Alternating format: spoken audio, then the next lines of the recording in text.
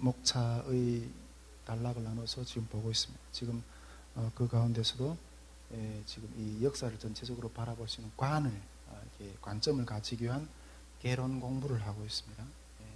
그 개론에서 지금까지 역사란 무엇인가, 역사관, 역사인식론까지 배웠고, 이런 역사인식을 관점을 가지고 그러면 세계 역사는 지금 어떻게 흘러가고 있는가 하는 어떤 그 단락을 지금 보고 있습니다.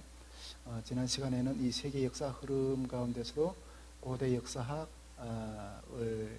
어떤 관점인가, 고대 역사는 보편사적인 관점이었다는 걸 봤고, 또 중세 역사학은 또 이렇게 보편사적인 관점이었다. 이런 내용을 보았습니다. 오늘은 근대 역사학을 좀 들여다볼 건데, 근대 역사학은 한마디로 간단하게 정리하면 이 보편사에서 개별사로 전환되는 어떤 그런 시점이거든요. 그런 단락을 또 이렇게 보기 위해서 자, 이 근대 역사학도 크게 두 가지를 나눠봤습니다. 보편사에서 개별사로 변환되는 어떤 그런 배경에 대해서 먼저 좀 이해를 하고, 개별사에서 또 역사주의가 등장하는 어떤 그런 모습들을 보겠습니다. 그 역사주의가 지금 어떻게 흘러가고 있는가 하는 그런 내용들을 볼 건데, 오늘 시간에는 이 보편사에서 개별사로 전환되는 배경에 대해서 좀 이해를 해보려고 합니다. 그 보편사에서 개별사로 변환되는 배경을 또 이렇게 여러 단락으로 이렇게 나눠보았습니다. 일단 먼저 고대 문명에서 중세 로마 제국의 분열까지 역사를 좀 볼 거고, 오리엔트 문명, 그리스 문명, 헬레니즘 문명, 로마 문명, 그 다음에 서로마 제국의 프랑크 왕국의 건립에 대해서 보고, 그 프랑크 왕국이 분열되면서 민족 국가로 형성하는 어떤 그런 과정, 그 다음에 그 아래 또 십자군 전쟁에 대한 내용을 좀 볼 거고, 그리고 또 프랑크 왕국과 영국 사이의 100년 전쟁, 절대 왕정의 등장, 민족 국가의 형성 완성, 그 다음에 프랑스 혁명, 종교의 분리, 이런 내용을 가지고 이 보편사에서 개별사로 전환되는 어떤 그런 사건들에 대해서 먼저 좀 들여다보도록 하겠습니다. 먼저 이 고대 문명에서 중세 로마 제국의 분열까지 하는 이런 것들을 볼 건데, 보편사에서 개별사로 전환되는 배경이라는 왜 보아야 되는가 하는 내용들을 먼저 좀 생각해 보도록 하겠습니다. 이 근대에 들어오면서 보편사에서 이 개별사로 연구 방향이 이게 전환되게 됩니다. 중세 유럽은 이 민족 국가가 아니었거든요. 중세 유럽 민족 국가가 아니고 이 기독교라는 어떤 그런 큰 이 바탕 위에 보편적인 질서로 이루어진 그런 이 하나의 공동체였어요. 개개의 어떤 그런 민족 공동체인 게 아니라, 민족 공동체 여러 것에 모여서 어떤 이런 그 질서를 이룬 것이 아니라, 기독교라는 어떤 보편 질서 안에 어떤 큰 공동체의 어떤 그런 덩어리였다는 거죠. 그런데 근대 이 초기에 들으면서부터 또 그리고 근대 말기에 거치는 과정 가운데서 이 거대 제국의 통치로부터, 거대 기독교라는 어떤 그런 제국의 통치로부터 개별 민족 국가가 생기게 돼요. 분리되게 되는 어떤 그런 과정이 되거든요. 이 민족 국가, 즉 이게 네이션 스테이트라고 그러죠. 이 민족 국가의 등장은, 이런 민족 국가의 등장은 갑자기 생긴 것이 아니라 이 중세의 질서가 붕괴되면서 정치, 경제, 사상의 변화하는 결과 가운데 나타나는 거거든요. 예. 우리가 이게 이걸 좀 보편사에서 개별사로 이렇게 전환되게 되는 어떤 그 배경을 훑어봐야지 개별사에서 나오는 어떤 역사의 관점들을 우리가 이해할 수 있기 때문에, 먼저 이 보편사에서 그러면 이 보편적인 어떤 질서가 어떻게 각각의 민족 국가의 어떤 개별적인 어떤 그런 질서들로 바뀌게 되었는가, 그런 내용들을 좀 이렇게 먼저 들여다보도록 하겠습니다. 근데 왜 이렇게 굳이 이런 것까지 우리 남북한 근대 현대사를 보는데 굳이 이런 것까지 이렇게 파야 되나 뭐 이렇게 생각할 수도 있는데 이제 나중에 이렇게 우리 세계 역사 흐름을 본 다음에 이렇게 한국 역사학계의 흐름을 볼 거거든요. 근데 결국은 우리나라에 들어온 이 역사학의 관점들이라는 건 다 수입품들이거든요. 이게 우리나라가 근대의 어떤 근대화를 그렇게 빨리 이뤘던 것도 아니고 아주 봉건 국가로부터 이제 그 근대화를 겪은 게 얼마 안 됐잖아요. 근데 그런 근대학의 역사를 바라보는 그런 관점들이 서양으로부터 다 수입된 그런 관점들인 거예요. 우리가 그 기독교 역사를 배울 때 보면 우리 선교사님들이 이렇게 한국에 들어와서 선교를 하다가 참 이게 선교하는 것 가운데 대한민국 우리 한민족에 대한 어떤 그런 특성을 바라보면서 우리 한민족은 참 이 대한민국은 이 민족은 참 너무나도 이게 쉽게 종교들을 받아들인다. 우리 한국 역사에서 어떤 종교든지 들어와서 다 잘 됐어요. 불교도 들어와서 부흥했고, 천주교도 들어와서 부흥했고, 이 기독교도 들어와서도 부흥했어요. 근데 이런 것처럼 다 수입품들이거든요. 고유의 우리 어떤 그런 사상이 발달해서 이렇게 우리 어떤 정체성으로 이렇게 자리 잡은 것이 아니라 다 해외로부터 학문들이 들어온 거예요. 그렇기 때문에 우리가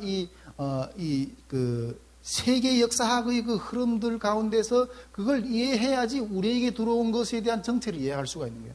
신학도 우리가 보면 우리 이현자매 지난주에 가면서 보니까 이게 신학 공부도 좀 해보고 싶다는 생각을 가지고 있다고.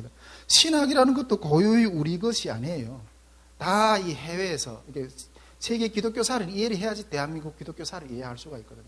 이게 다 수입품들이에요. 그래서 이게 세계 국제 역사학, 그러니까 세계 역사학의 흐름에 대한 이해를 해야지 우리에게 있는 그 사상에 대한 이해를 할 수, 다 이런 것도 흘러 들어왔기 때문에 그런 거예요. 자, 이러한 관점에서 이게 굳이 이런 걸 배워야 되나 이런 생각을 가지지 말고 정확히 이해를 해야 된다는 거죠. 그래야지 우리의 실체를 바로 이해할 수 있다는 거죠.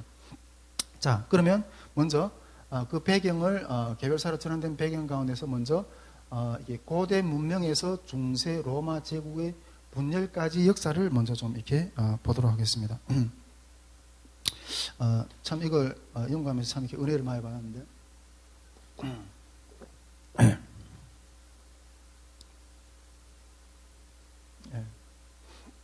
자, 이게 우리 나중에 연자매도 이렇게 겨울에 진행되는 사관학교 꼭 시간 내서 한번 참가해 봤으면 좋겠어요. 이게 성경적 세관을 우리가 이게 풀어내는 이 하나의 도표거든요. 이 도표를 이걸 하나 설명해내는 거예요. 성경적 세관이라는 게. 이게 와서 공부해 보게 되면 이게 얼마나 우리가 통찰력, 이걸 배우게 되면 이 땅을 바라보는 통찰력이 생기는지 깊이 있게 체험하게 될 건데, 이 그림은 제가 그린 거예요. 요거 제가 이게 그린 건데, 그리고 이 성경적 세관이고 또 하나님 왕권 사관, 이 성경을 바라보는 어떤 이런 전체적인 어떤 이 그림을 하나 이해하면 성경 전체가 이해를 하는 거거든요. 근데 제가 이게 보면 요 위쪽은 이게 교회의 역사잖아요. 교회의 역사. 요 아래쪽은 이게 이방의 역사거든요. 세계 열국 역사, 바벨탑 사건 이후 이 세계 열국 역사, 그다음에 대한민국 역사가 쭉 이렇게 종말 때까지 일어나는 이런 구도로 이렇게 그려놨어요. 그리고 요 왕권 사관 가운데서 보면 이렇게 여자의 후손인 교회의 역사가 있고, 가인이 후손인 이 바벨론 왕국의 역사가 쫙 이렇게 이어졌어요. 이렇게 이거는 세상 역사거든요. 여기는 교회 역사고, 이 두 전체 그림을 그리면서 이방의 역사 가운데 이 하나님의 빛이 어떻게 비치는가, 그런 것들을 이게 구분해 놓은 건데, 저는 솔직히 이 도표를 이렇게 총체적으로 그리면서 그럴 때, 요 밑에 부분에 대한 역사를까지 이렇게 내가 이렇게 강의해 낼까, 이런 생각은 못했어요. 근데 결국 몇 년이 지나서 또 이 위의 역사를 다 다룬 다음에 이 밑에 역사를 또 다루려고 지금 또 이렇게 하고 있는 거더라고요. 그래서 이걸 준비하면서 참 하나님 너무 감사하다.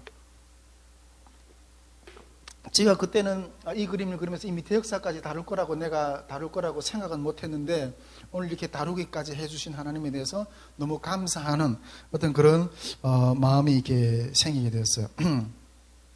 제가 이 그 남북한 근현대사 강의를 준비하면서 저와 또 우리 다이스민메터 선교회가 사역이 통일 선교 사역의 방향이 점점 더 선명해진다 하는 것들을 좀 이렇게 생각하게 되었어요. 이 남북한 근현대사를 연구하면서 점점 더 이 생각이 그 어떤 생각으로 이렇게 굳어지는가 하면 이제 우리 다이스민터 선교회가 이제 걸어온 지 이제 한 10년 가까이 되잖아요. 근데 이 지금까지 걸음은 그냥 워밍업이었다는 거예요. 다음 장을 뛰기 위한 워밍업이었다는 거예요. 제가 맨날 지금까지는 연습이었습니다. 지금까지는 연습이었어도 이 말을 몇 번 하는 것 같아요. 근데 아직까지도 연습이에요. 근데 여러분, 요게 진짜 완성이 되면 진짜 토대가 이렇게 마련되는 것 같아요. 제가 때로는 좀 이렇게 연약해서 넘어질 때도 있지만은 결국 중요한 것은 목표를 향해서 계속 전진하고 있다는 거예요. 할렐루야. 근데 제가 이걸 하면서 보통 우리가 이렇게 그 교수님들도 이게 정말 어떤 스승한테서 배우려면 물론 하나님이 들어서서 이게 젊은 20대 박혁 전도사처럼 막 이렇게 막 역사에서 쓰시고 하는 그런 분들도 있으시지만은 결국은 정말 이 세상의 풍산고초를 다 겪으면서 그 삶이 익어진 그 모든 어떤 그런 것들이 녹아 있는 그런 것 가운데서 나오는 어떤 삶에서 또 지식에서 그렇게 나오는 어떤 그런 것들이 좀 더 그 방향성에 대해서 이렇게 그 정확한 어떤 그런 길을 제시하지 않을까 이런 생각이 있는데 제가 지금 50대 초반이잖아요. 지금까지 어떤 그 모든 삶의 어떤 그런 것들이 이제는 완전한 이게 성숙되어서 이때까지 성숙되어 가는 기간이라는 거예요. 근데 사람이 어떤 존재의 목적은 그냥 성숙 그 하나로만 끝이는 것이 아니라 그 성숙된 존재가 아직 미성숙된 영역들에게 그 영향을 끼치는 이 영역이 아직 남았다는 거예요. 할렐루야? 그래서 이것까지 내면서 이게 그렇구나. 신앙도 정립이 되고 인류 역사도 정립이 되고 남북한의 어떤 그 모든 격차의 그런 부분도 정립이 되고 이제는 뭔가 두 사이에서 이 중재자적인 어떤 그런 목소리를 낼 수 있는 방향을 제시할 수 있는 어떤 그런 성숙한 어떤 그런 말을 던질 수 있는 가르침을 할 수 있는 어떤 그런 단계까지 하나님이 세워주셨다 하는 마음이 들었어요. 그래서 지금까지는 그냥 워밍업이었다. 앞으로 진짜 달려갈 열매들이 남아있다. 그런 마음을 좀 이렇게 또 가지게 되는 연구하면서 또 그런 생각을 하게 되었어요. 앞으로는 제가 지금까지는 이게 몸으로 많이 싸웠지만은 앞으로는 좀 더 이게 펜으로 좀 많이 싸우려고 해요. 펜으로 좀 많이 싸우려고 하는 어떤 그런 생각을 하고 있어요. 그래서 우리 여기 앉아 있는 동역자님들도 많은 동역을 하지만은 좀 힘들지만은 그래도 지금 이렇게 우리 집사람을 신대원에 보내가지고 펜으로 싸우는 그 싸움의 영역에서 보조자로서 잘 훈련될 수 있도록 어떤 그런 이렇게 기대를 하면서 신대원 가서 보내서 지금 공부하고 있고 우리 집사람 보고 신대원 졸업할 때 꼭 논문을 하나 써보고 나오라 이런 조언도 지금 하고 있습니다. 앞으로 우리 선교회는 계속해서 이 교육기관으로서의 면모를 계속해서 이게 갖춰갈 것이다 이런 생각을 하고 있습니다. 한 2주 전인가 제가 그런 꿈을 꾸었거든요. 어떤 꿈을 꿨는가 하면 제가 신학교 학부를 다닐 때 우리 학부에 같이 공부하던 우리 탈북민 신학생이 하나 있었어요. 그 친구는 북한에서 김일성 종합대학을 나온 친구예요. 머리가 엄청 좋아요. 저는 그때 당시 한국에 처음 와가지고 여기 한국 학생들하고 어울리는 것, 한국 사람들하고 어울리는 것이 되게 이게 불편했거든요. 이해를 못하니까.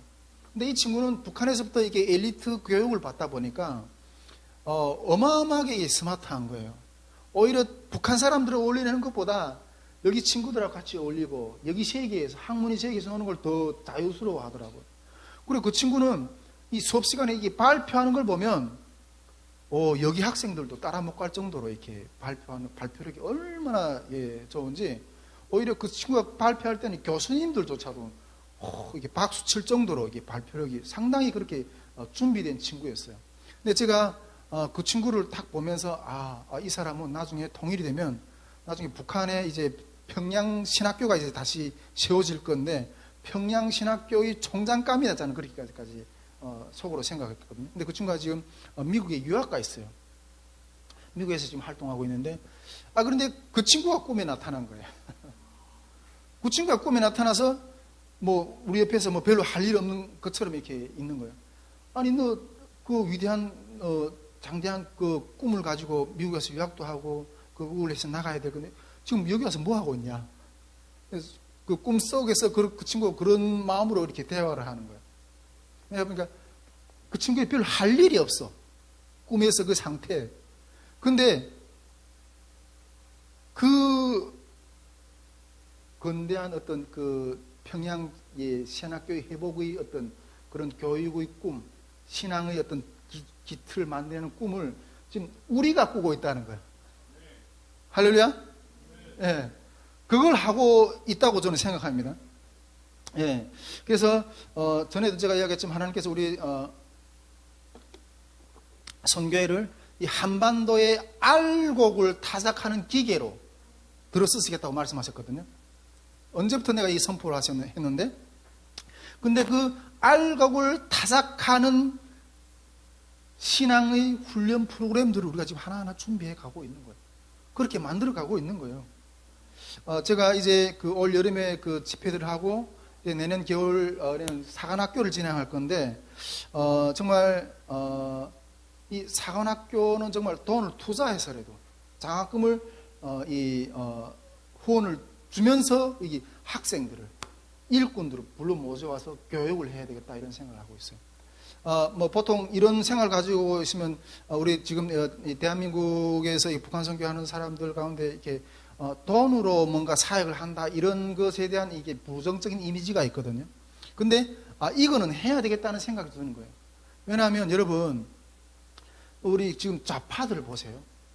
30년 전에 그들은 북한에서 돈을 들여다가 자기 사람들을 키웠어요. 좌파적인 사고를 가진 사람들이 키웠어요. 그래서 대학을 들여보내서 운동하게 했고 지금 그 열매들이 이제는 그때 돈을 들여서 키운 사람들이 이제 국정을 장악하고 있어요. 국정을 장악하고 있어요. 여러분 우리도 사람을 키워야 됩니다. 그래야 결국 이 대한민국의 교회의 미래가 있어요. 돈으로 사람을 뭐 복음을 낚는 이런 차원이 아니라 키워내야 돼요. 다음 세대를. 할렐루야? 그래서 이런 그 투자들을 하게 될 거라는 거예요. 네. 자, 그래서 이 그 근현대사 연구를 이렇게 정립해 가면서 지금까지 걸음은 그냥 이 훈련이었다, 워밍업이었다. 앞으로 진짜 달려갈 어떤 그런 열매들을 이뤄내는 어떤 그런 장들이 앞으로 열릴 거다 하는 생각을 하면서 이 강의를 준비 좀 해보게 되었습니다. 자, 잠깐 살짝 빗나갔는데 이어서 공부 좀 해보도록 하겠습니다. 지금 그 배경을 보편사에서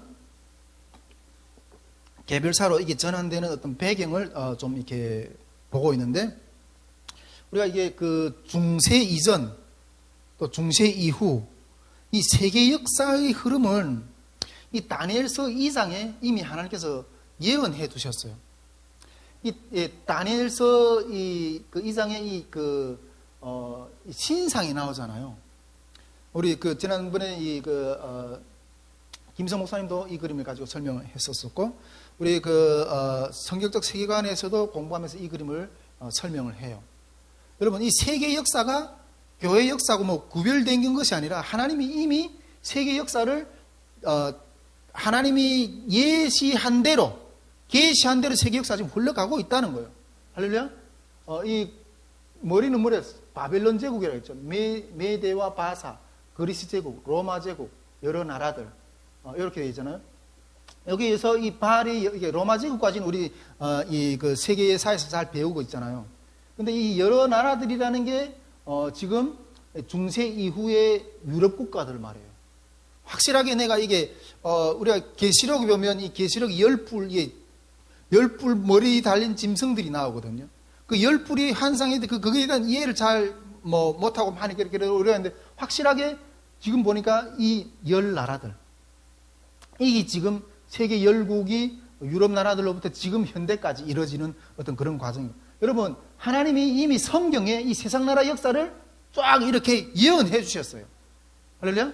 그런데 그것이 이게 지금 요 성경에서 이렇게 예언한 이 그 세계사의 흐름이 지금 일반 학문에서 역사학에서는 이런 순서로 이렇게 그 세계사가 흘러가는 것으로 이렇게 계시하고 있거든요. 오리엔트 문명, 그리스 문명, 헬레니즘 문명, 로마 문명, 게르만 제국, 그 다음에 또 지금의 유럽 세계 이렇게 지금 흘러가는 걸로 이렇게 세계사에서도 지금 배우고 있어요. 자, 이게 먼저 요 위에 세계가 흘러오는 순서들을 조금 이렇게 한번 살펴볼 건데, 보편사가 가운데서 세계가 흘러오는 순서들을 하나 살펴볼 건데, 먼저 이게 오리엔트 문명, 오리엔트 문명인데, 오리엔트 문명은 이게 그 고대에는 보면 이 4대 문명이 있어요. 고대에 보면 세계 4대 문명이 있는데, 이게 여기 메소포타미아 문명, 그다음에 여기 인더스 문명, 황하 문명이랑 여기 중국, 이쪽이 황하 문명이거든요. 그 다음에 여기 이집트 문명, 고대에는 여기 한 4개 문명이 있었어요. 한 4개 문명이 있었는데, 문명들은 다 이 강, 여기 그 유브라데스 강, 그 다음에 황하 문명 같은 황하강이 있잖아요, 중국에. 고대는 이 그 강들 중심으로 문명들이 이렇게 발달했어요. 예. 그런 것 가운데 먼저 이 오리엔트 문명이라는 거는, 요게 이 이집트 문명하고, 메소포타 문명이 요게 그 합해서 오리엔트 문명이라고 하거든요. 여기 오리엔트라는 거는 이 서양에서 볼 때 태양이 뜨는 곳이라는 소리예요.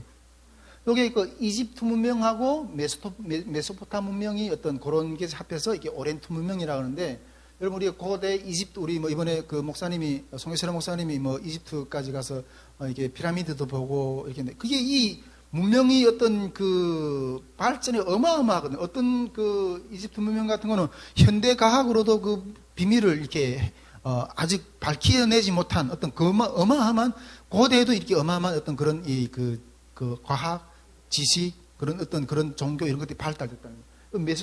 메소포타 문명도 이 어마어마한 어떤 그런 것들이 있었어요.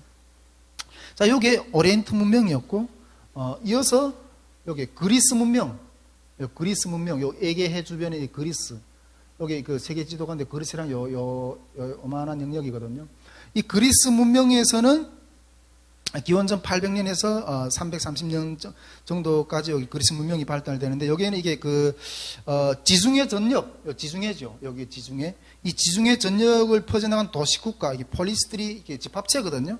여기에서 이 도시국가, 처음으로 이 도시국가들이 생기면서 이게 철학이 발달되고, 민주주의, 과학, 또 이런 것들이 발달되고, 이 철학을 통해서 인간 중심 사고, 이성이 강조되는, 우리 여기 그 성경에서도 나오죠. 바울이 아테네에 가서 아테네의 그 신상들 앞에서 이게 그 그리스도 복음을 전하는 이 어마어마한 인류의 최고의 어떤 이 지적인 탑이, 어쨌든 어떤 면에서 저는 이렇게 그 성경에 나오는 바벨탑의 어떤 그런 정도 지식의 바벨탑은 저는 이게 그 서양의 어떤 이 그리스 문명이라고 생각해요. 그만큼 이 그리스 문명이 그 다음에 이어지게 되고, 이 그리스 문명이 진 이후에 헬레니즘 문명이 개서죠. 헬레니즘 문명은 우리가 그렇게 잘 아는 이게 알렉산더 대왕, 이 알렉산더 대왕에 의해서 여기 그 오렌트 문명하고 이 그리스 문명을 합해지는 어떤 그런 국제적인 문화를 형성하게 되죠. 이 그리스 문명을 통해서, 이 헬레니즘 문명을 통해서 그렇게 되죠. 이 헬레니즘 문명 다음에 이어지는 문명이 뭐죠? 로마 문명이 되죠. 여기서부터는 조금 우리가 좀 주목하면서 좀 설명을 해야 될 필요가 있어요. 왜냐하면 여기서부터 이 뿌리에서 잘 이해해, 여기서부터 이게 보편주의에서 개별 민족으로 이렇게 분리되는 어떤 그런 역사가 일어나게 되는 거죠. 로마는 원래 이게 그 이탈리아의 한 도시 국가였어요. 예, 여기 이탈리아죠. 이탈리아인데 여기 로마죠. 로마라는 원래 이탈리아의 한 도시 국가였죠. 근데 처음에는 이게 왕정이었다가 이후에 공화정으로 이렇게 변화되면서 점차 주변을 정복하면서 강대국으로 이렇게 로마가 이렇게 형성이 되죠. 이 제국으로 이렇게 그 형성될 당시에는 이게 공화정 말기였는데 기원전 27년에 이 아우구스투스가 사실상 첫 황제가 되면서 본격적으로 로마 제국이 이렇게 시작이 돼요. 본격적으로. 이 로마 제국이 이 전성기 때는 이 나일강으로부터 해가지고 이 지중해, 여기가 이 지중해죠. 이 지중해 전역을 이게 자기네 해처럼 이 지배하는 어마어마한 어떤 이 영토를 이렇게 확보하는 어떤 그런 제국으로 이렇게 등장하죠. 이 로마 제국이 이 강점은 강력한 군대가 있었고 도로를 엄청나게 잘 닦았죠. 도로가 발달됐고 또 발달된 법률 체계와 도시 건설, 또 이게 행정, 또 이 그런 것을 통해서 이 정복지 사람들을 통합해내는 어떤 그런 체제를 세우는 게 로마 어떤 그런 제국이었죠. 로마 문명이었죠. 그러나 이 로마는 단순한 군사국가라기보다는 법, 행정, 건축, 언어, 문화를 다양하게 발전시킨 서양 문명의 기초로 남았어요. 이 로마 제국이. 그러던 이 로마 제국이 제국이 너무 커지자 다스리기 어려워지면서 결국 동로마 제국하고 서로마 제국으로 분열이 되게 됩니다. 위쪽이 이게 동로마 제국이 되고 밑에 쪽이 이게 서로마 제국이 되죠. 근데 여기서 이 서로마 제국은 476년에 멸망하게 됩니다. 서로마 제국이 476년에 게르만족들의 침입에 의해서 멸망하게 되고 동로마 제국인 이 비잔틴 제국, 비잔틴이라는 밑에를 말하는데 이 동로마 제국은 1453년까지 계속 존속을 해 가게 됩니다. 중세 때까지만 해도 보통 보면 다 이 그 제국 중심의 질서와 문명으로 이렇게 이루어지거든요. 그러니까 앞에서 이야기했던 뭐 오리엔트, 그 다음에 그리스, 그 다음에 헬레니즘, 로마 이런 식으로 이렇게 제국 중심으로 이렇게 쭉 내려오면서 그 제국 중심 이 질서와 문명 중심으로 이루어지죠. 크게 이런 그 역사를 분명하면 이런 제국 중심의 흐름이었고, 그리고 그 다음에는 이슬람 세계가 있었어요. 이슬람 세계가 또 이렇게 발달하게 되어 있는데, 이슬람 세계가 있고, 동방에는 중국 세계가 있어요. 동방에는 중국, 제국의 이런 흐름과 대체로 세계사 가운데 이런 큰 덩치 문화들이 몇 개 있었다는 거죠. 그리고 뭐 그 밖에 그 밖의 세계는 보통 그때 당시에는 그냥 혼돈이라고 봤어요. 그리고 보통 야만족, 미개종족 뭐 이렇게 분류해 놓고 아예 뭐 역사상에서 취급하지도 않았어요. 그러니까 이게 그 제국의 중심으로, 문화 중심으로 이렇게 역사를 이해를 했다는 거죠. 자, 그렇게 로마 제국이 와서 이게 서로마 제국하고 동로마 제국으로 이게 분리가 되면서 가운데서 이제 우리가 좀 추적해야 되는 것은 이 서로마 제국이에요.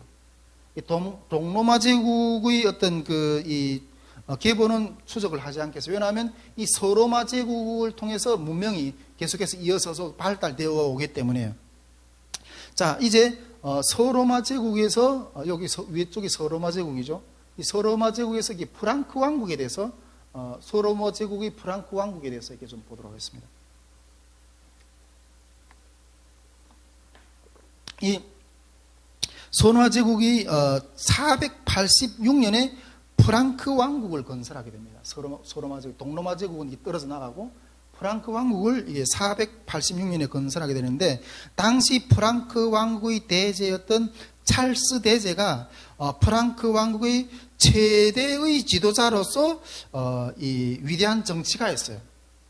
그는 용맹하고 지략을 갖춘 정치가로서 그의 임기 대부분을 정복 사업에 몰두했어요. 이 프랑크 왕국 정복 사업을 해서 엄청난 영토를 이렇게 넓히게 되거든요. 근데 이 찰스 대제 때 영토를 300여 개의 주로 나누고 주지사를 세워가지고 왕의 명령을 준수케 하는 방식으로 요 프랑크 왕국을 이렇게 체계를 이렇게 세워요. 예. 이렇게 체계를 세우게 되는데, 근데 이 프랑크 왕국이 분열이 돼요. 이 프랑크 왕국이 분열이 되면서 여기서부터 민족 국가의 형성들이 시작이 되거든요. 앞에서 이게 찰스 대제의 프랑크 왕국은 찰스 대제가 814년에 사망한 다음에 이 찰스 대제의 그 강력한 정치 체제가, 통치 체제가 와해돼요. 와해되면서 843년에 베르댕 조약에 의해서 이 프랑크 왕국은 세 개로 갈라져요. 세 개로 이렇게 동프랑크, 여기 서프랑크, 중부프랑크 이렇게 갈라지거든요. 가장 크게 나눠진 지역이 동프랑크, 그리고 여기 서프랑크인데, 이 동프랑크 왕국과 서프랑크 왕국이 좀 이렇게 두각을 나타내게 되거든요. 이 동프랑크가 나중에 뭐가 되죠? 이게? 프랑스의 어떤 그런 이 출발이 되는 거예요.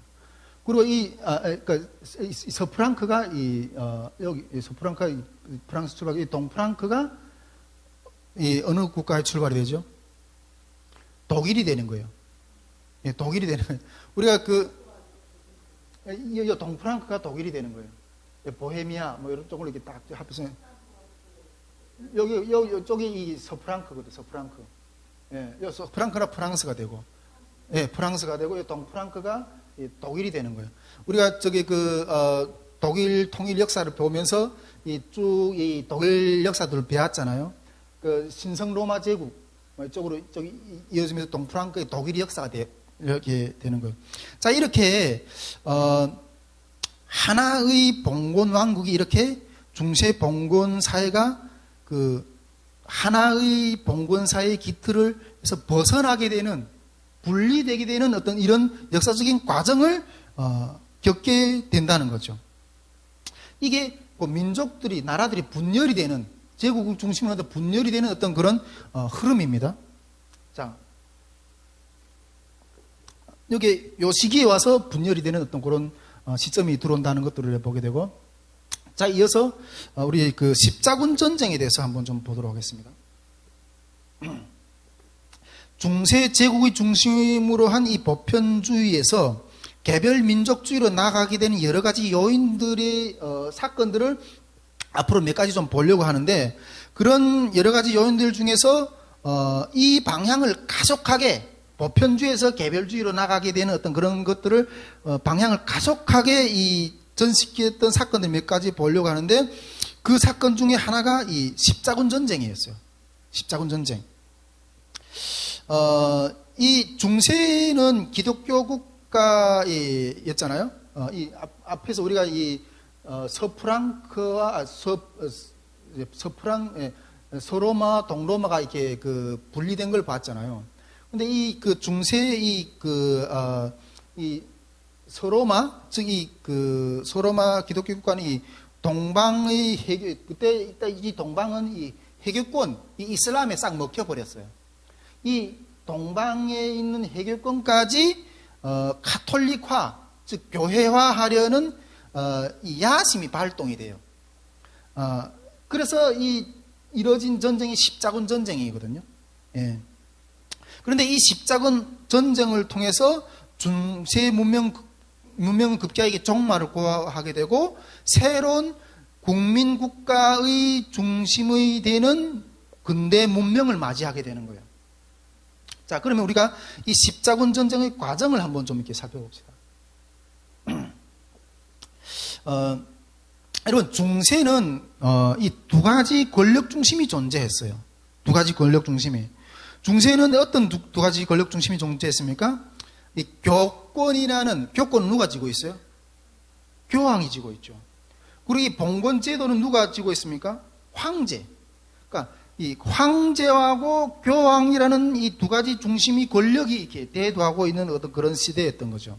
이 세대는 이 봉건 제도하고 가톨릭 교회라는 이 이질적인 두 가지 기둥으로 이루어진 사회였어요. 그런데 이 앞에서 우리가 이렇게 프랑스, 독일 이렇게 나눠지게 되잖아요. 스페인, 뭐 이렇게 나중에 영국 이렇게 중세의 어떤 보편 국가가 이렇게 그 민족 국가로서의 분열이 되는 어떤 그런 그 현상이 나타나게 됐잖아요. 그런데 그렇지만은 왕국들은 이게 분열이 형국주로 나갔지만은 종교는 아직 하나였어요. 통일이었어요. 기독교라는 통일적인 종교를 가지고 있었던 거예요. 그래서 이 중세 교회를 다스리는 교황청은 엄청난 이 초국가적인 이 조직을 가지고 있었던 거예요. 초국가적인 조직을 가지고 있었던 거예요. 그런데 이 거대한 기구의 통치자는 누구였죠? 교황이었죠. 근데 이 교황은 누가 선출해요? 일반적으로 중세 초기 교황은 베드로 계승론을 기초해서 로마 교구의 이 승려들, 교황들이 에서 선출되다가 나중에 점차 좀 변형이 돼서 이 세상 황제들이나 귀족들, 나중에는 독일 황제에 의해서 이게 교황이 선출되기도 해요. 네. 교황 권력과 이 황제 권력이 막 이렇게 믹스돼서 돌아가는 어떤 그런 모습들을 이렇게 나타나게 되거든요. 그러다 보니까 이 교회 세력과 세속 세력 사이의 다툼이 피할 수 없이, 왜 교황은 교회에서 선출해야지, 왜 황제가 교황을 선출? 그만큼 이 황제가 힘이 더 셌기 때문에 그랬던 거예요. 그러니까 이게 교회 권력과 세속 권력과 그 갈등이 상당히 많이 일어났던 거죠. 이 봉건 제도와 교회 조직이 서로 얽혀 있는 어떤 그런 관계였다는 거죠. 근데 여기에서는 어떤 싸움들이 있었는가 하면 영적인 것이 앞서느냐 아니면 세속적인 것이 앞서냐. 우리 지금도 이렇게 그런 논쟁을 많이 하잖아요. 우리가 영육이 잘 돼야 육체가 잘 된다. 영이 잘 돼야지 육체도. 그러니까 영적인 것이 먼저냐 아니면 육체적인 것이 먼저냐. 닭이 먼저냐 닭이 알이 먼저냐. 이런 논쟁이 그때 당시도 있었다는 거죠. 그런데 이것은 단순한 자존심 문제가 아니라 교회의 영지도 있고 뭐 봉건 왕조의 영지도 있고 뭐 이렇게 있었는데 그 영지를 누가 먼저 더 가지느냐. 아니면 교직 임명권, 뭐 황제를 임명한다든가 뭐 이렇게 주교를 임명한다든가 목사를 임명한다든가 이건 엄청난 권력이었거든요. 이런 교직 임명권을 황제가 임명하느냐 아니면 교황이 임명하느냐. 그리고 영민 재판권, 이 주민들을 재판하는 것도 황제가 해야 되느냐 뭐 이렇게 교황이 해야 되느냐. 그걸 징수권, 세를 걸지는 것도, 이러면 이건 다 이게 어떤 영적인 문제인 것처럼 보이지만 엄청난 실익, 이득, 이권 싸움이었던 거예요. 이거는 이권이 걸린, 사활이 걸린 어떤 그런 싸움들이었어요. 이렇게 교황과 황제의 중심이 어떤 이 갈등이 상당히 이렇게 심했다는 거죠.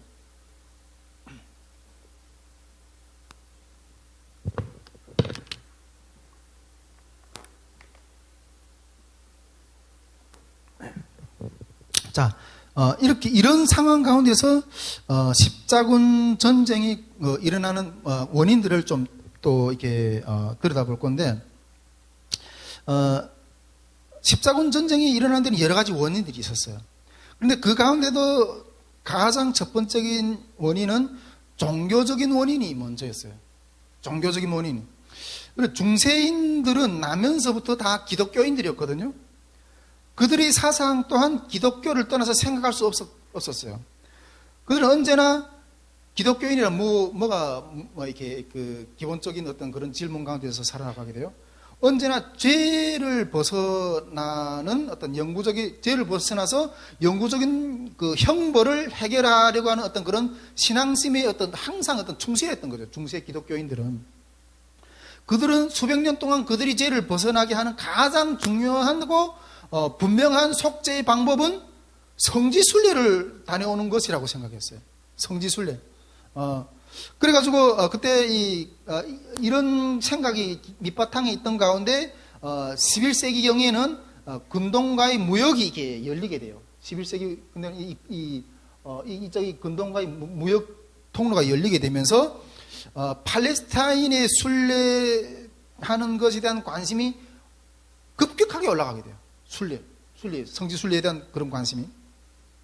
이런 것이 종교적인 어떤 그런 하나의 관심사였고, 또 한편의 전쟁 원인은 경제적인 원인을 둘 수 있는데, 경제적인 원인은 이 농업 생산이 발전하고 또 인구가 증가하다 보니까 더 넓은 땅들이 필요하게 되었던 거예요. 그래서 이 중세 서로마 쪽에 있는 기독교인들이라면 이 지구는 여호와께서 일찍이 그의 자녀들을 위해서 젖과 꿀이 흐르는 곳으로 정한 곳이므로 마땅히 그들의 소유를 회복해야 된다 이렇게 생각했어요. 그래서 예비하신 그 땅으로 나가서 젖과 꿀이 흐르는 땅을 정복해야 된다. 경제적인 이런 요인도 있었던 거죠. 그런데 이런 운동을 주도한 것이 바로 교황청이었던 거예요. 예, 중세의 교회의 교황청이었던 거예요. 앞에서 살펴본 것처럼 이 교황청은 세속군주들과의 어떤 긴장 관계 가운데 있었다고 그랬잖아요. 그런 것 가운데서 이 고전을 면치 못하는 어떤 그런 상황이었는데, 은근히 이런 기회를 통해서 뭔가 리더십을 발휘해보고 싶었던 거죠. 그래서 이 교황청이 이러한 근거를 가지고 이 십자군 전쟁을 일으키게 돼요. 이래서 십자군 전쟁이 1차부터 해서 7차까지, 여기는 8차까지 이렇게 쭉 있는데, 십자군 전쟁이 1차 진행했던, 2차 진행했던, 3차 진행했던 연도까지 쭉 이렇게 다 이렇게 한 도표로 잘 그려놓은 도표가 있어서 가져왔는데, 8차까지 진행이 돼요. 십자군 전쟁이. 그러나 이 십자군 전쟁은 별 다른 효과가 없이 그냥 끝나게 돼요. 예. 이 십자군 전쟁이 예루살렘에 정복하기도 하지만은, 예루살렘 정복해서 막 이렇게 하게 되면 또 퇴폐당하기도 하고. 그렇지만 결국 종국적으로 십자군 전쟁이 이렇게 실패하게 되는 거죠. 자, 그렇다면 이 십자군 전쟁은 어떤 영향을 남겼는가 하는 거예요. 이 십자군 전쟁이 남긴 영향은 예상보다 적지 않아요. 비록 이 십자군 전쟁은 성지 탈환이라는 목적을 이루지는 못했지만은 기독교를 중심으로 한 전 유럽인들이 하나로 뭉칠 수 있음을 보여준 어떤 하나의 사건이었어요. 예. 이 기독교라는 어떤 그런 종교를 통해서 전 유럽이 하나가 되는 어떤 그런 모습을 보여준 어떤 그런 사건이었다는 거죠. 또 한 가지 이 십자군 전쟁의 영향은 중세 유럽 사회가 지닌 체제들, 중세 유럽 사회가 무슨 체제라고 그랬죠? 봉건주의, 봉건은 이게 황제, 그리고 가톨릭, 이게 교황이라 하잖아요. 이 봉건, 중세 유럽 사회가 지닌 이 봉건주의와 가톨릭의 문제점들을 자연스럽게 드러내는 어떤 그런 사건이었어요. 이 십자군 전쟁의 영향은 첫째로 교권과 봉건주의 쇠퇴를 가져오게 돼요. 교권과 봉건주의 쇠퇴. 이 십자군 전쟁은 교황청이 주도했잖아요. 교황청이 주도하면서 이 황제, 즉 봉건 영주들이 그냥 뒤따르는 사건이었지만은 전쟁이 거듭거듭 실패하면서 1차부터 7차까지 8차까지 실패하면서 막 지치게 된 거예요. 네. 그러면서 자체 모순이 이렇게 발생하게 되면서 붕괴해 이르게 되었고 교권이 쇠퇴하게 돼요. 여러분, 교권이 이 십자군 전쟁을 하려면 이 수많은 종족들을 모아가지고 가잖아요. 근데 이 교권이라는 것은, 교회라는 것은 이 수많은 봉건 영주들을 모아서 이끌어낼 조직력도 부족했고, 그리고 이 전투를 하려면 전략이 있어야 되잖아요. 전략도 부족했고, 단지 우리가 예루살렘에 가면 우리가 구원을 받고 저기 성지수의 제시상을 받고 이런 신앙의 구호만 외치다 보니까 이거 수많은 유럽 종족들을 모아가지고 이렇게 조직력도 없고, 그러니까 맨날 실패하는 거예요. 그러면 누가 그걸 신뢰하겠어요? 그러면서 이 교권이 쇠퇴가 나타나게 돼요. 예. 두 번째로는 이 교권이 쇠퇴하게 되다 보니까, 신뢰가 떨어지다 보니까 대도하는 게 뭐겠어요? 왕권이 대도하게 되는 거예요. 왕권이. 교황과 영주가 이게 외합이 잘 안 되는 거예요. 예. 이게 1차 십자군 전쟁을 하자고 와 모였는데, 모였다는 거 뭐 어떤 한 지역만 모이는 게 아니라 여기저기 모이고 저기서도 모이고 막 이렇게 모여서 예루살렘에 갔거든요. 근데 모이기는 했지만은 서로 다른 종족들이 모인 거예요. 신앙이라는 어떤 그런 면에서는 같은 이 공감이 형성되는 것 같은데, 같이 뭉쳐서 싸우자 보니까 민족들이 서로 다르고 이러고 이질감이 나타나는 거예요. 이질감들이. 예. 그러면서 여기서 그러니까 교권과 봉건 영주권이 야합이 잘 안 되면서 이때 우리는 그럼 우리끼리 할 거야. 이러한, 그러면서 이게 새로운 왕권 중심이 어떤 대도하게 되는 거예요. 왕권 중심의 어떤 국민 국가가 시작되는 국민, 그러니까 민족. 너네하고 어울리기 싫어. 그냥 우리끼리 그냥 뭐 해볼 거야. 너네하고 같이 따라다니봤자 맨날 실패하고, 뭐 따라다니봤자 뭐 그냥 남는 건 없고 죽은 뿐이고. 그러니까 우리끼리 이런 어떤 현상들이 나타나게 되면서 왕권이 이렇게 강하게 이렇게 성장하게 되는 거예요. 그래서 이게 십자군 전쟁 후기에 보면 군주의 출현들이 이런 그 중세 이후에 이게 군주들이, 강력한 군주들이 많이 서잖아요. 군주의 출현들이 십자군 전쟁 이후에 이렇게 일어나게 되는 어떤 그런 변화들을 맞게 돼요. 전체는 교황이라는, 교회라는 어떤 그런 보편주의적인 것 가운데 뭉쳤지만은, 이제는 그런 것들이 이게 조직력도 없고 자꾸만 실패하고 이러니까 십자군 전쟁을 통해서 군주들이, 개 지역의 군주들이 출현하고, 그 군주들이 중심이었던 그런 것들이 성장하게 되는, 자, 이것이 보편 제국에서 개별 민족으로 나아가는 하나의 어떤 발단이 되는 어떤 그런 사건으로 또 번지게 된다는 거죠. 자, 이게 십자군 전쟁이 이런 양상을 낳고, 또 이어서 어떤 모습이냐면 프랑스하고 영국 사이 100년 전쟁이에요.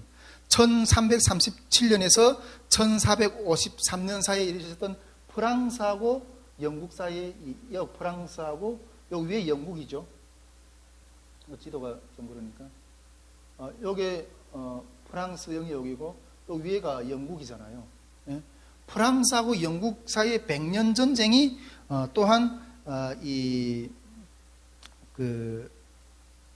개별 민족으로 나아가게 되는 어떤 그런 큰 사건 중에 하나로 이렇게 나타나게 되는데, 이 사건 하나 좀 또 들여다봅시다. 프랑스의 민족적 왕권이 더욱 공고해지고 다져진 것은 이 100년 전쟁을 거치면서 일어나게 돼요. 100년 전쟁이 일어나게 되는 원인은 여러 가지가 있는데,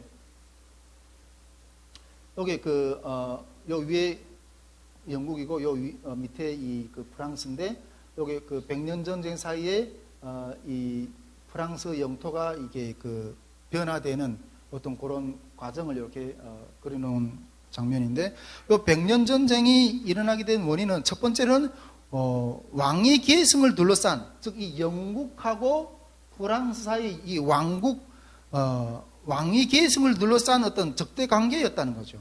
근데 영국은 옛날에 프랑크 제국 당시에는 이 대륙의 밖에 어떤 섬나라잖아요.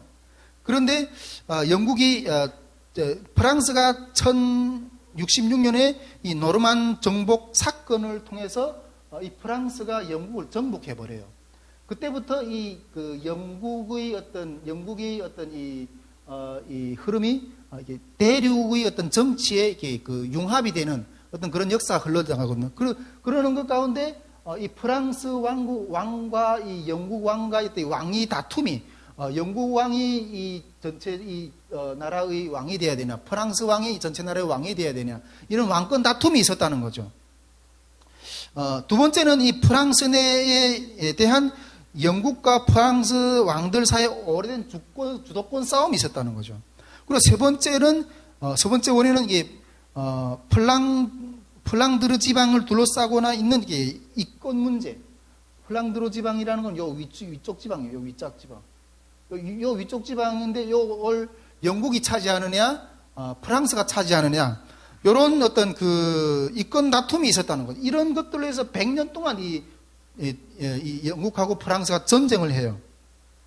그러다가 이 프랑스의 왕 사르 때에 1428년에 영국의 침략을 이기지 못하고 풍전등화의 신세가 되어버려요. 이 프랑스가. 그렇지만은 이 프랑스 군대가 항대에 뭉쳐서 승리하게 되는 놀라운 기적 같은 사건이 일어나요. 그게 무슨 사건이죠? 예? 우리 역사에서 잘 배웠는데, 다 배웠는데. 잔다르크. 예, 예. 이 잔다르크가, 이 신앙심이 두터운 이 잔다르크의 출현을 해서 1453년에 영국군이 최후의 거점인 보르도를 점령하고 전쟁을 승리로 이끌어요. 예. 그래 프랑스 승리로 이끌어 나거든요. 그래 결국 이 100년 전쟁은 영국군을 프랑스로부터 몰아내고 프랑스의 왕권을 강화하는 어떤 기틀을 마련하는 계기가 돼요. 이 100년 동안 전쟁을 하면서 얼마나 많은 어떤 그 출혈들이 일어났겠어요? 그런 출혈들을 불구하고 프랑스는 이 절대 왕조를 복음가는 이게 중앙집권적 민족 의식이 고취돼요. 중앙집권적, 우리 프랑스 민족, 이 중앙집권적 의식이 고취되거든요. 이 전쟁 이전에 전쟁을 통해서 처음으로 등장한 것이 뭔가 하면 우리는 프랑스인, 우리는 영국인, 이런 민족의식이 등장해요. 전에는 이런 민족의식이라는 게 없었어요. 자, 이어서 이 절대 왕정들이 등장하거든요. 절대 왕정들이. 16세기부터 17세기에는 이런 유럽에는 이런 흐름 속에서 강력한 왕권 국가들이 등장합니다. 프랑스를 그때 대표하는 왕은 루이 14세였어요. 루이 14세. 루이 14세. 그리고 영국에는 대표하는 왕은 이게 헨리 8세. 이렇게 강력한 어떤 절대 왕정들이 등장해요. 이 왕들은 군대, 세금, 행정 등 이런 국가 단위를 이렇게 해서 통합을 해내요. 전에는 영주였던 것이 이제는 왕으로 이렇게, 전에는 이 기독교라는 어떤 지붕 안에서 지역의 영주였는데 기독교가 권세가 약화되면서 지역의 영주들이 이렇게 강력하게 군주로 등장하면서 왕들로 형성되고 나라들로 형성이 되는 거예요. 네. 그러면서 절대 왕정들, 국가들이 형성이 돼요. 국가들이. 앞에서 되었지만 전에는 프랑스인, 독일인, 이탈리아인 이런 민족적인 개념보다는 기독교 공동체가 더 중요했거든요. 이때 당시에 아직 민족적인 개념 의식이 없었어요. 그런데 이런 과정을 통해서 프랑스인, 독일인, 이탈리아인, 영국인 이런 개념들이 더 강하게 나타나는 거예요. 이러면서 이 민족 국가들이 나중에 이렇게 유럽의 각 민족 국가들이 이렇게 생기게 되며, 그러면서 실제로 이 19세기에 들어오면 민족 우월주의로 나가게 되는 거예요. 그 대표적인 사례가 뭐예요? 1871년 이 독일 프로이젠을 통해서 이 독일어권 이 사람들을 다 통합해내거든요. 민족국가. 그래서 이 민족 정신이 어디를 나가요? 나치 정신까지 나가는 거예요.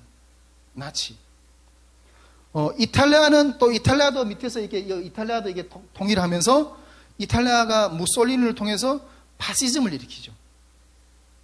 그리고 거대한 제국이 분해되면서 민족주의로 나가면서 민족주의 어떤 그 끝말이 어떤 열매들이 아주 극단적으로 나가는 그런 과정을 역사 가운데서 겪게 되는 거예요.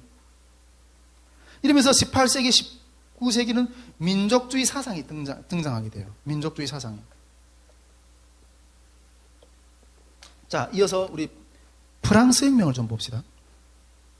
앞에서 이렇게 보편 이 제국이 분열되면서 민족주의로 이렇게 성장해. 그러니까 이게 민족주의로 되면서 절대 왕정들이 등장했다 그랬잖아요.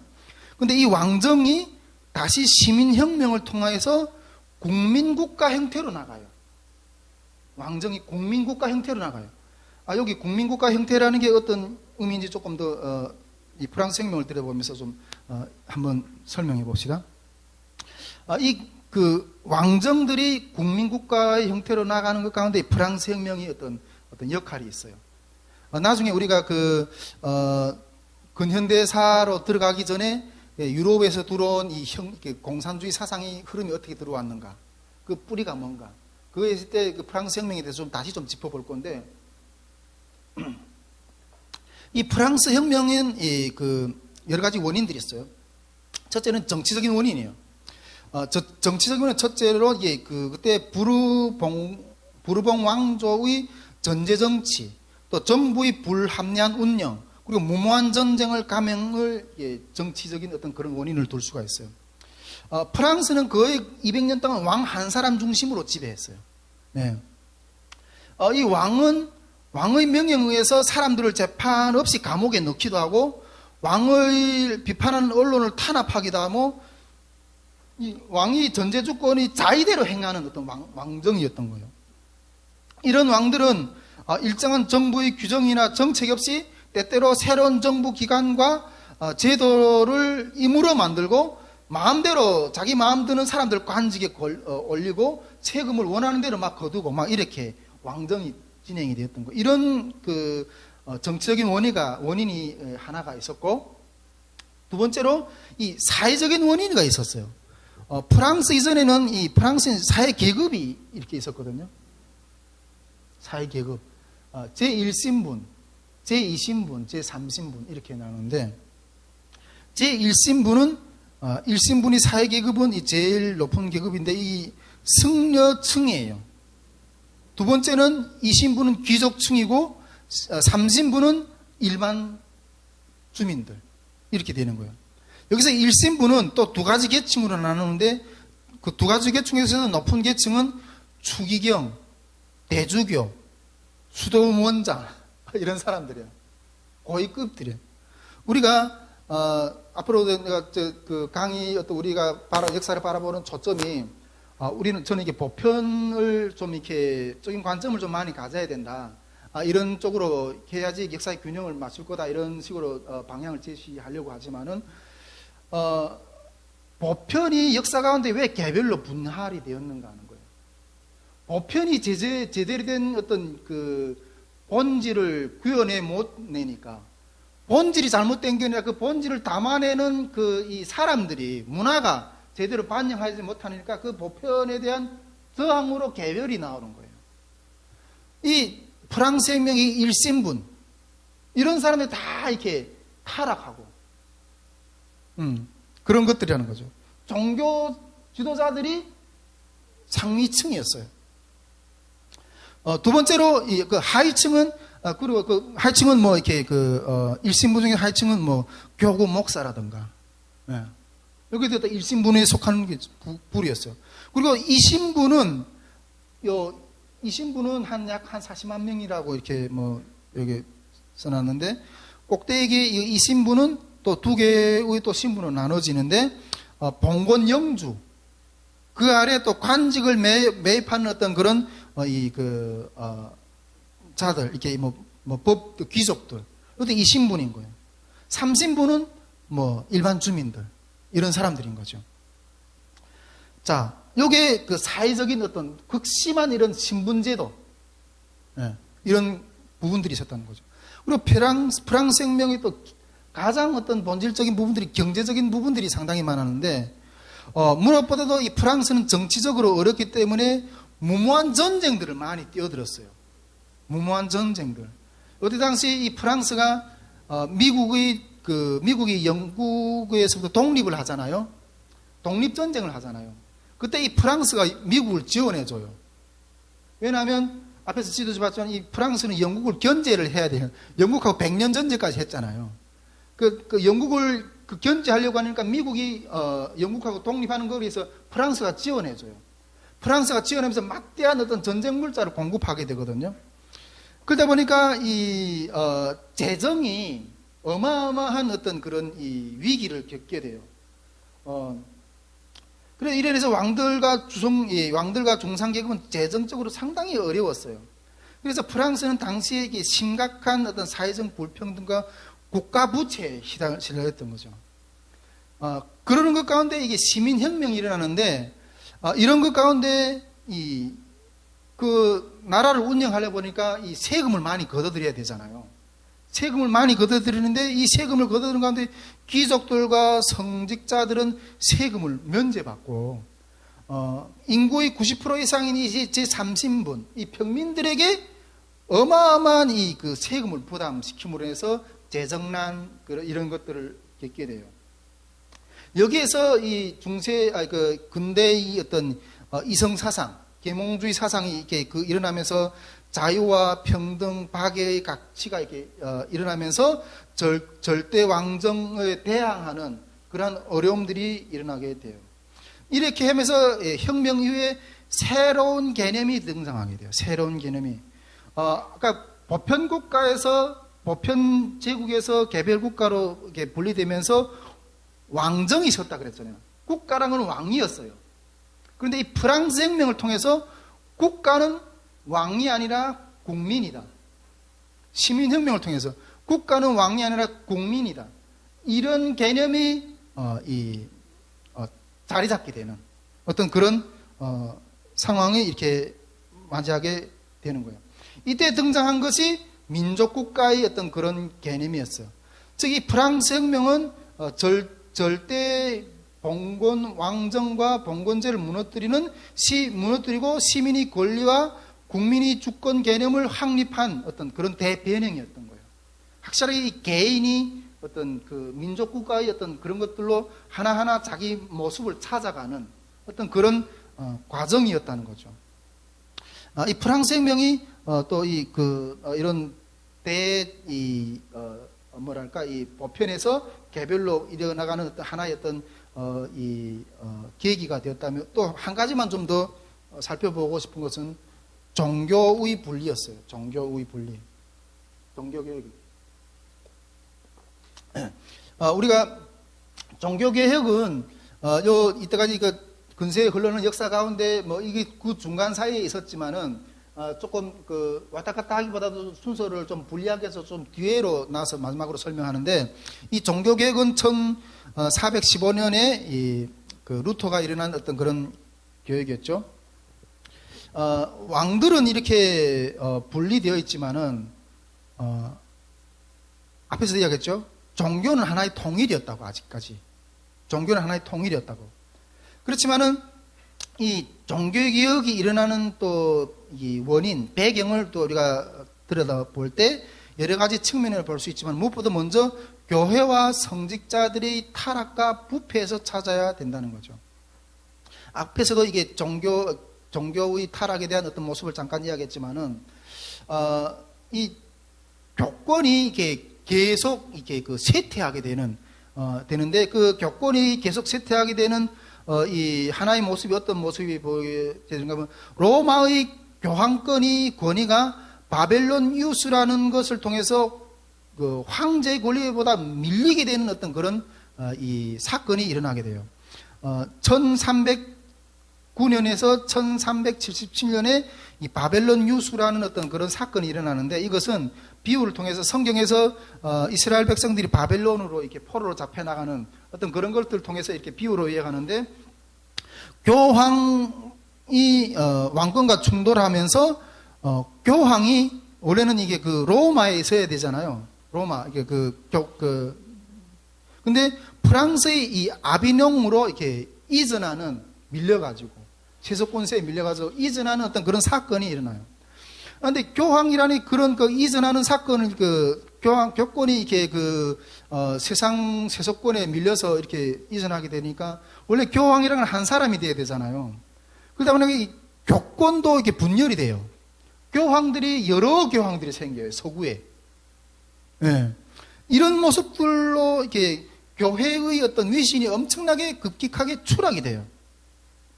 여기에다가 고위 성직자들이 성직매매, 성직을 돈을 주고 사는 거예요. 네. 그리고 성직의 성직자들이 부독한 어떤 그런 행위, 이런 것들이 이렇게, 그때 당시 이 보편교회의 모습이었어요. 이런 것들을 바라보면서 여기에 대해서 대항해서 교회가 개혁을 해야 하는 내부 안에서 개혁운동이 일어나잖아요. 일반적으로 이 종교개혁은 중세 가톨릭으로부터 벗어나는 독일의 루터 개신 개혁운동을 일으키는 말로 간주되지만은 오늘날에는 기독교 전반적인 개혁운동의 차원에서 좀 더 넓은 의미로 이 종교개혁을, 종교의 분리를 이렇게 이야기를 하게 되는 거죠. 이 종교개혁은 이 중세 보편교회의 구원교리를 개혁하는 데서부터 출발해요. 종교개혁은 16세기 독일의 마틴 루터의 중심으로 일어나는데, 이 루터는 그의 중심된 관심사는 개인의 영혼이 어떻게 죄로부터 풀려날 수 있는가 하는 구원의 문제에 관심을 가졌어요. 앞에서 이 십자군 전쟁의 때 성지순례, 성지에 가서 죄를 쏟는다. 이게 최고의 소망, 중세인들이 소망이었잖아요. 근데 이 루터는 개인의 구원의 관점을, 영혼이 구원받는 걸 죄로부터의 풀릴 수 있는 구원의 문제에 이 초점을 두었는데, 그의 중심 교리는 믿음으로 의에 이르는 내면적인 신앙 체험을 강조하는 의인설, 믿음으로 의롭게 된다. 믿음으로 우리는 구원을 받는다. 이걸 강조한 거예요. 그러나 보편교회의 가톨릭 교리는 뭐예요? 의식을 통해서 자동적으로 보면 이게 세례를 받고 미사를 드리고 이런 의식을 할 때 우리 죄를 사함 받고 또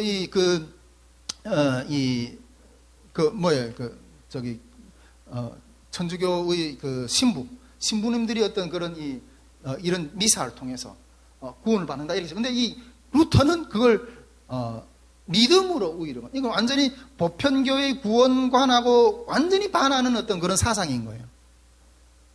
자, 이어서 16세기 후반에는 존 칼빈이 중심으로 나타난 개혁운동도 나타나는데, 이 존 칼빈은 이런 프로테스탄트라고 그래요. 보편 가톨릭을 반해서 일어나는 사람들을 프로테스탄트라고 하는데, 이런 프로테스탄트들을 한데 모아 집단화하는 어떤 그런 역할을 칼빈이 하면서 기독교의 교육, 윤리 이런 것들을 더 강화하는 어떤 그런 체계를 세우죠. 이렇게 해서 이 16세기 종교가 보편 가톨릭에서부터 개신교라는 분리가 일어나요. 분리가. 자, 이 종교개혁이, 16세기 종교개혁은 민족국가의 형성에 아주 큰 영향을 줘요. 예. 기존에는 우리가 뭐라고 했어? 교회를 향했을 때 뭐라고 했을까? 하나의 가톨릭 교회예요. 가톨릭이라면 지금도 하나의 가톨릭 교회잖아요. 그런데 이 개혁이 일어난 이후에, 분리된, 변화한 이후에는 독일 교회, 영국 교회, 프랑스 개신교회, 이런 식으로 개교회로 나가요. 종교도 각 국가 단위로 이렇게 분리가 돼 버리는 거예요. 여러분, 우리가 역사학이 보편사로 바라보던 관점에서 개별사로 이전되는 어떤 그런 관점으로 변하는 근대를 맞이한다 그랬잖아요. 이 근대 시대에 이러한 큰 어떤 이 사회적인 어떤 이 사건들을 통해서 보편에서 개별적인 민족, 개별적인 민족주의, 개별적인 왕국이 형성되는 어떤 그런 모습으로 이렇게 나아가게 된다는 거죠. 자, 이제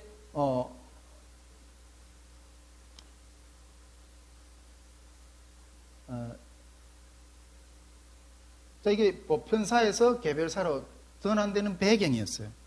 이게 그러면 이 개별사로서의 역사주의는 무언가 하는 내용들을 다음 시간에 좀 이렇게 보도록 하겠습니다. 이 개별사의 민족주의가, 이런 역사주의가 우리 한국에도 수입된 것, 이런 관점인 거예요.